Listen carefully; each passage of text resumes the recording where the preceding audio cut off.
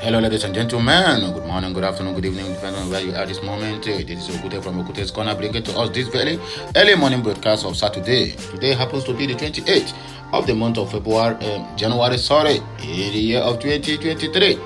This month have only 3 days to say bye-bye. I don't land again, like Land Rover. Like most of us here who needed my voice so very badly, I am here again. I don't carry my kaya. Now I come, no be go, I dey go. So make una no misunderstand me. Once I carry my kaya, it's either I'm coming or I'm going. But this time around, I am coming. So wherever you are this moment, just gladden your heart because Okute Ventures is here to give you another Ubonga news where come from my own corner. Expect unimaginable consequences if Nnamdi Kanu dies in DSS custody. IPOB raises alarm. These people have refused to release Nnamdi Kanu.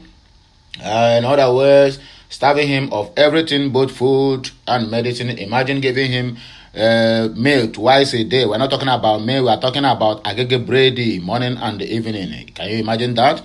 The medicine that he's supposed to be taking in 2 weeks' time, they will pack all and give to him under 8 days for him to take it. Well, these people are silently killing Nnamdi Kanu, and the international community are not doing anything about it. We're just the watch you, now look, just the look. Let them just be rest assured that any eye where they cry can also see. If anything happens to Nnamdi Kanu, then the whole world will know that Biafrans are not idiots. That we keep silent does not mean that we don't know what we are doing. So, we have another one here with us. So, in case you are just hearing my voice for the first time and you are not subscribed to my channel, please endeavor to do that as soon as possible. Make sure you turn on the discussion button so that you'll be notified each time we go live or post something on this channel or another channel related to Okute Daily Talk.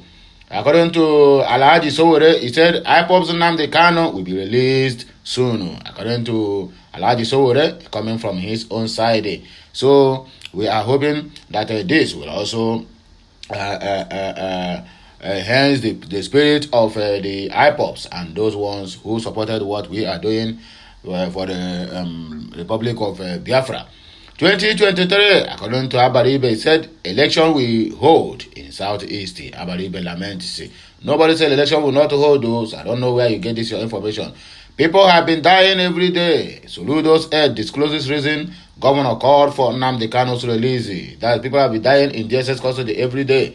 What is the cause of their death is what we are here about to find out. But in the case of Nnamdi Kanu, it is really an injury to one is an injury to all. Anything that happens to that young man, the Eastern region will not take it lightly with the federal government of Nigeria.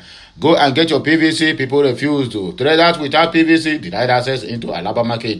Igbo people are the kind of people that will tell you they will complain most that the government is not good, but on the day of election, look very well. You will find them in the Biapalo shouting, Obanyego, Obanyego, Peter Obi Abanyego, Atiku Abanyego, Tinubu Abanyego.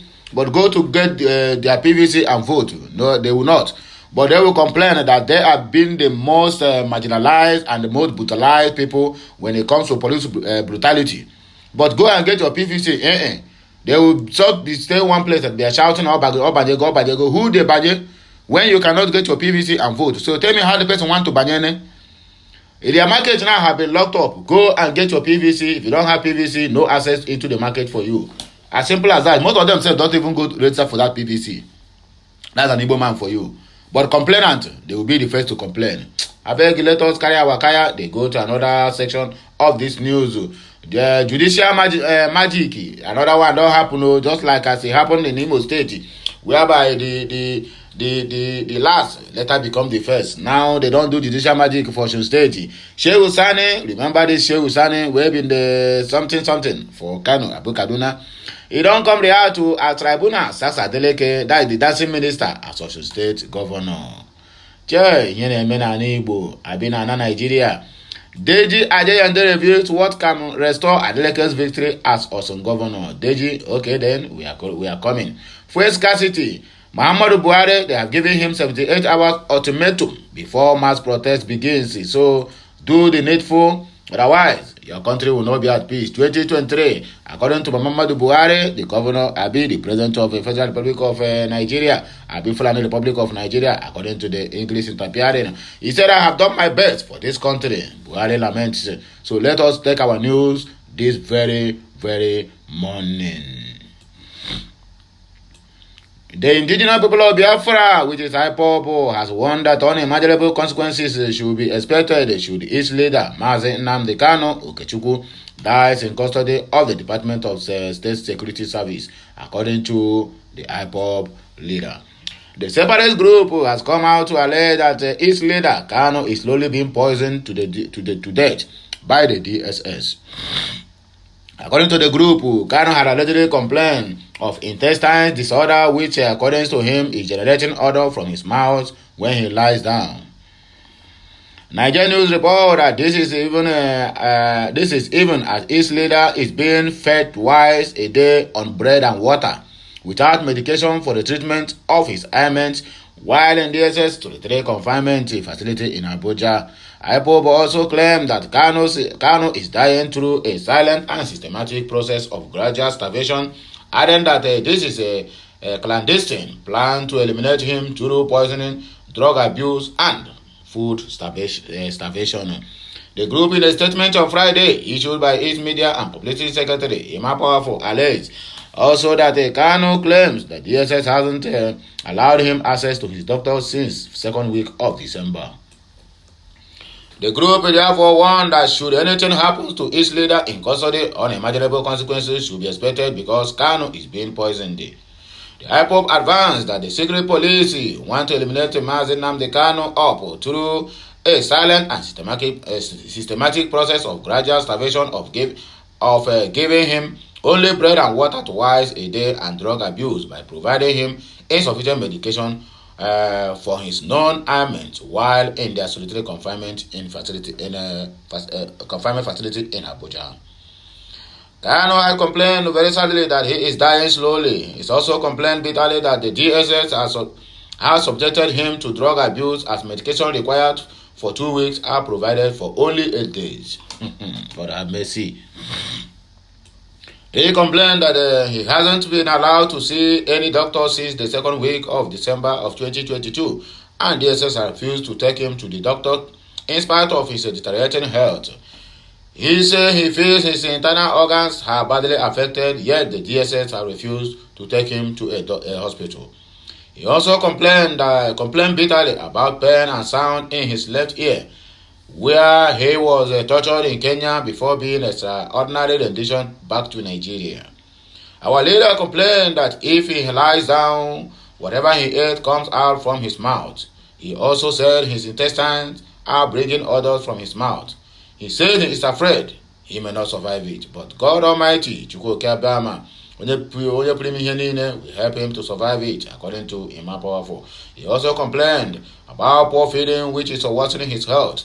Most times he is fed only with bread morning and night, as DSS said feeding him is getting too expensive, but it has been in record. 1 million naira have been raised and sent to DSS, which they rejected and said they have what it takes to take care of Mazi Nnamdi Kanu. I don't know what the Nigerian government is planning. I don't know what their plan is. I don't know what the Kabas in Asorok they have planned concerning Mazi Nnamdi Kanu. But anybody who want to first trial, you want to send him to prison, you send him to prison. Nobody ever stayed and awaiting trial in a confinement for over a year and the international community is not saying anything. Yet we keep on running to them. Yet we keep on complaining. Yet we keep on calling United Nations by foot. Since they cannot do any single thing concerning Mazi Nnamdi Kanu, they should all go to their various houses instead of going there claiming the world power or they care for the world. Simply because of their own selfish interest in Nigerian minerals and what they will gain, they refuse to intervene in Mazi Nnamdi Kanu's case. But I hope tomorrow, if anything arose, they will not also come out to defend the so-called Nigeria. It is on record that DSS refused 1 million naira that IPOB leadership gave them to provide adequate medication and feeding to our leader. It's obvious that our leader has been poisoned by DSS and allowed to die gradually. That is what we get this early Saturday morning. IPOB's Nnamdi Kanu will be released soon, according to Alhaji Sowore. So let us see if you have anything whatsoever to do. What did I call it? If you have any meeting with the Zoological Republic of Nigeria, or the Fulani government of Nigeria? Let us see. The presidential candidate of the African Action Congress, AAC, Omoyele Sowore, has said that the detained leader of the indigenous people of Biafra, IPOB, will be released. According to Nigerian News report that the Court of Appeal sitting in Abuja had on October 13th of 2022 had discharged Kanu, declaring as illegal and unlawful of his abduction from Kenya to Nigeria and questioning the entire terrorism charges brought against him by the federal government. But in a swift reaction, the federal government, through the Attorney General of the Federation and Minister of Justice, Abubakar Malami, went on to appeal the Court of Appeal judgment freeing Kanu and discharging him of all offenses, seeking a stay of execution, according to the news. The appellate court, after hearing the federal government to fresh suit, granted a stay of execution of the discharging of Kanu, responding to a question during an interview with popular stand-up comedian Ayodeji Makun, popularly known as AY. On Thursday night, he already described the IPOB leader as a political prisoner. The AAC presidential candidate said all the pro-Biafra agitator needs to regain freedom as a leader that respects the rule of law. According to him, okay, maybe you're talking on when you win, that they will free. Chai, this one, no. So they said Kanu is a political prisoner as far as I am concerned, and he will be released unconditionally. I am not the only one who feels this way. Our court has taken a judicial decision that Kanu has no case to answer. We just need a leader that respects the rule of law in Nigeria. According to Alhaji Omoyele Sowore, 2023 election will be held in Southeast, according to Abaribe. The lawmaker representing Abia South Senatorial District, Enyinaya Abaribe, on Wednesday said the security issues in the Southeast will not affect the 2023 general elections in the region. Abaribe charged governors from the Southeast to work together to end the unrest in the South, in the region, rather than working as individuals. Of course, that is what they're supposed to do. But the problem we have in that Southeastern region, if you don't belong to that same party, they have no business with you. Of course, now, if you are APC, you will not go meeting with the PDP, and the PDP and not go meeting with the APC, and that is the problem we are keep facing. All they are concerned is about their party, not for the interest of those they are ruling, or interest of those who voted them in to serve them. Now, once they go to that office, a big governor, whatever, either minister, local government chairman or councillor, they have become a semi-god to the people that they voted them in. That is the problem with Nigerian politicians. Speaking on Channels TV, he said the 2020 general election will be free and fair, with beavers adding that the result will show who the people trust or not. According to if they will allow that to happen, he said for some time we have not heard that all the governors have met. Of course, they are the chief security officers of their states. No, they are waiting for Buhari or whoever the presidency to come and solve their problems. They keep on running to Abuja. Imagine Emeka for visiting his own maternal home with a full squad that is enough to go for war. That is enough to guide a complete country. And you people are not doing anything simply because you have taken Abuja to be your ancestral land. And your own ancestral land which inherited from your parents. All these people say wherever your great-grandfather is, they're supposed to be ashamed of all of you. Because you people have not done the right thing. When they come together and take a stand, everyone will follow. But each of them seems to want to do their own thing separately, and it is not working because this is a regional issue. Of course, they're supposed to have intervened because united we stand, but divided we are going to follow. For example, if you pursue them in Imo, they send themselves to Anambra State. Of course, if you pursue them in Anambra, they run to Ebonyi. You push them in Ebonyi, they run to Enugu State. That is how they keep running. But when you people stick together and have one single security force that will tackle all these things, once they are being pursued from Ebonyi State, give signal to Anambra, look at these people, they are running, guide them from this place or that place so that they will not escape. You bab them, and either they put them inside prison or you run them to death through mobbing, according to them, according to the news. So people should not say that I'm the one that bring this. So every one of us must come together and work to bring peace to Igbo land. But this will not affect the election. I tell you, you will see that the election in the Southeast will be free and will be fair, and with beavers, the result will show who the people trust or not, according to Enyinaya Abaribe.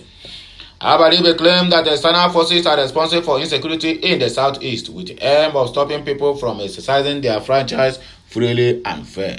And since all this while, have you said anything about it? Just close to the election, you come out to vomit nonsense. Enya, go and sit down. He said that he visited the leader of the indigenous people of Biafra, IPOB Nnamdi Kanu, in the custody of the Department of State Service, and the Kanu revealed that there's no seat at home in the region, of course. He said all that is going on is that some merchants of violence and destruction have taken over and committed crimes, and when they do that, they now say it is a group or that is this group or that group, according to Naya Baribe. That is the response he got from Mazi Nnamdi Kanu when he visited him at the solitary confinement of DSS. People have been dying every day. So Ludo's disclosing reason, governor called for Nnamdi Kanu's release. So let us hear his reasons, whether it is okay or not. Christiana Aburime, the press secretary to the Anambra State Governor Chukwuma Soludo, has said that his principal calls for the unconditional release of the detained leader of the indigenous people of Biafra, Mazi Nnamdi Kanu. He said it was not politically motivated. Nigeria recalled that Soludo had during a campaign rally of the All Progressive Grand Alliance APOGA some days back, called for the unconditional release of IPOB leader, stating that he was ready to stand shorty for him. Okay. Reacting to Soludo's call, his aide explained that the Anambra governor's statement was born out of genuine concern and desire to deal the problem of insecurity in the southeast. Aborime stated this while speaking with a Punch on Thursday. According to him, Soludo has observed that it was imperative for the IPOB leader to speak to the southeast in order to dose the insecurity in the region. He also stated that Soludo did not consult with the other southeast governors concerning the situation as he spoke in his capacity as the governor of Anambra State. That is why you people need to come together as one and speak with one mind. Not in the we can never survive like that. The region needs oneness and unity. We stand, or united we stand, but divided we are going to fall in pieces. Aborime argued that insecurity in the region has worsened after the detention of IPOB leader. He said the call for the release of Kanu by Soludo is born out of genuine desire and intention to remove insecurity from the southeast. You will recall that insecurity has been a major problem in the region since Kanu was detained. You will observe that people have been dying every day, and you hear about killings here and there in the region. The governor, with the help of President Muhammadu Buhari, has deployed what is called a Nigetic approach in fighting the insecurity in the region. But he, Soludo, found out that it is about time to also adopt the non-Nigetic approach, which is to bring the critical stakeholders like Kanu around the table and discuss the issue of insecurity with a view to finding a permanent solution to it. He is now saying that Kanu should be released to be part of the people that should be called to the round table to have a discussion on insecurity. And the governor is saying that the federal government should release him unconditionally so he can speak to the people of the southeast. And if he cannot release unconditionally, the governor said he is willing to stand as shorty. That is a genuine call. It has nothing to do with political motives or selfish interests. It is a genuine call intended to bring sustainable peace to the region, according to him. Traders, they don't been locked out of their shop. Go and get your PVC, but particularly the Igbos in trade fair at the Alaba market. Traders without PVC denied access into Alaba market. You get it? If you don't get it, then better forget it. A video capturing moment traders without permanent voters card PVC were denied access into Alaba International Market, Ojo, Lagos, has surfaced on social media. Nigerian News report that Independent National Electoral Commission INEC has stated that the last batch of PVC will be available for collection at INEC local government offices across the country from Wednesday 25th January to Sunday 29th January of 2023. In a bid to ensure all traders obtain their PVCs, the leaders of the Electrical Dealers Association at the market station at the entrance of the market stopped traders without voters card from gaining access into the market. According to the background voice on the video, the officers are positioned to ensure that the traders obtain their PVC before the deadline collapse. You can watch the video as well. According to them, consider collection of PVCs as a national emergency. Sam Amadi is advising the INEC on what to do to make sure that each and everyone that register for the PVC go for their PVC and got it before the deadline, so that they can as well exercise their right at the police unit when the time is right. Judicial Madiki, according to Shehu Sani, react as tribunal sacks Adeleke as Osun State governor. Chai, this one pay me, this our dancing minister. Omole, Abi Imole. What can lead to this? Anyway, this one at tribunal court, you can see as well head to appeal court to exercise your right. Why they must sack you from that office? APC is not resting, they are not sleeping. Former Kaduna Central lawmaker Senator Shehu Sani has reacted to the tribunal order which sacked Ademola Adeleke as the governor of Osun State. The former lawmaker, in his reaction to the Friday ruling, described the tribunal judgment as a sad day for democracy. Of course, Nigeria recalled that the election petition tribunal in Osun State on Friday declared Adeboyaga Oyetala of the All Progressive Congress APC winner of the July 16th governorship election in the state. Since July, let's keep going to court. Now, wow, the tribunal headed by Justice Tase Kume, by its ruling, overturned the Independent National Electoral Commission INEC, which had declared Ademola Adeleke of the People's Democratic Party winner of the poll. The tribunal, in a majority judgment of 2 judges against 1, ordered that the certificate of return should be withdrawn from Adeleke and issued to Oyetola. The majority judgment, which was read by the chairman, Justice Kume, said Oyetola scored the majority lawful votes of 314,000 of 931 against Adeleke's 219,666. You get it? The tribunal said Adeleke for the case of overvoting in some polling units across the state. Justice Kume declared that INEC did not comply substantially with the Constitution and the provisions of the Electoral Act. However, Sani, in his reaction, seemed to hold a different opinion as he posted that what happened in Osun State is equal to judicial magic, according to the one also happened to Imo State some years back, adding that the development is sad for democracy. Senator wrote, Osun State judicial magic is sad day for democracy. All of these people, they know the truth, but no one can force out, simply because they are committed in one place or the other, or one way or the other. So if you voice out openly, one EFCC and the ICPC, including DSS, SSS, they will be on your trial.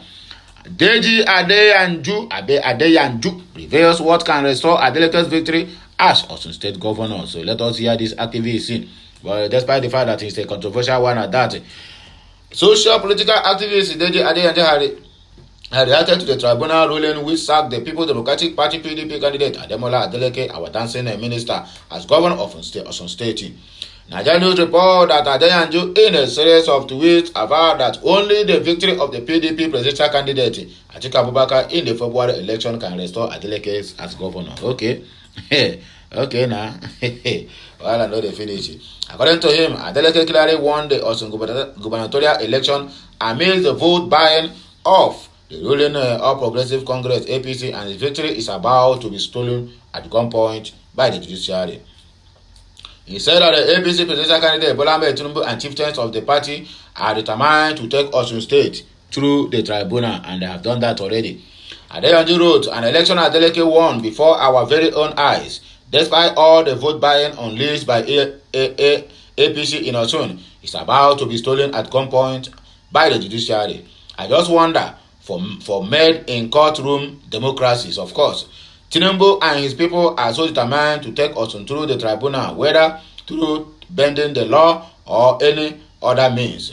They will take it. Only God or a PDP victory in the February can save Adeleke at this point. The Osun Election Tribunal, in an annual Adeleke's victory, says there was overvoting in some PUS. This decision, if reinforced by the Apex Court, will rubbish beavers and INEC results portals. The overvoting could have occurred from any side, but let's see what her appeal court and SC will say about this very issue. According to Deji Adeyanju, for scarcity, they have given Muhammadu Buhari of the Fulani government of Nigeria 78 hours ultimatum before mass protests will begin in the state. A coalition of the civil society organization, Civil Society Coalition for Economic Well-being and Good Governance, have issued a 78-hour ultimatum to President Muhammadu Buhari to end fuel scarcity of face mask protest. The group stated that after careful observation, they realized that some chiefs of the government who own Nigeria National Petroleum Limited were responsible for the endless fuel scarcity. They subsequently called for the sack of Group Managing Director GMD of NNPCL, Mele Kyari. In a communique issued after a one-day meeting on Wednesday and made available to journalists on Thursday in Abuja, the coalition also demanded that Minister of State for Petroleum, Temipure Silva, be relieved of his duties within 78 hours for failure to rectify the fuel situation in the country, adding that the lack of compliance will lead to mass protest. Temipure Silva, the one that came on the national TV and said buying fuel at a pump price of 300 naira per liter is nothing bad, simply because he can afford it. Forgetting that a lot of people who make business on daily basis depend on this PMS for their daily business, since the people cannot provide light. Provide fuel that we are manufacturing is a problem to Nigeria. I mean, what can this country do well? Is there anything that you can come out now and say, oh, this country now you can hold people that they can do this one very well? No good road, no water, no common pipe bomb water that other countries can dash to their listen. It's what they are using to campaign from 1960 or whatever time up to date. They are still using it to campaign for Nigeria. What kind of stupid country is this? Do something well, no. Fear the people that they voted you, no. Fear God, no.